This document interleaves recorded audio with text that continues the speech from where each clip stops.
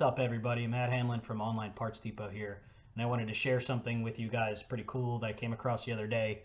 I know with the pandemic and stuff, people haven't been able to go out, and the other day when I was at a restaurant, the menu for the restaurant is now on a QR code scanner. So you open up your camera on your phone and you just scan with the camera the barcode, and the menu comes up on your phone, which is pretty cool. So they want contactless stuff like that.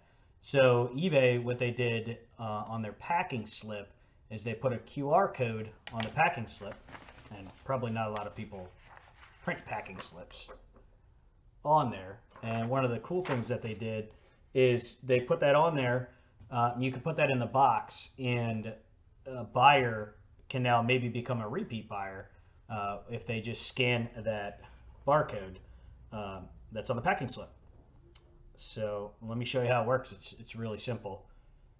So you just open your phone's camera and you hover over the barcode, and it says open in eBay, and you open that up and it takes you right to your eBay store on your phone, which is pretty cool.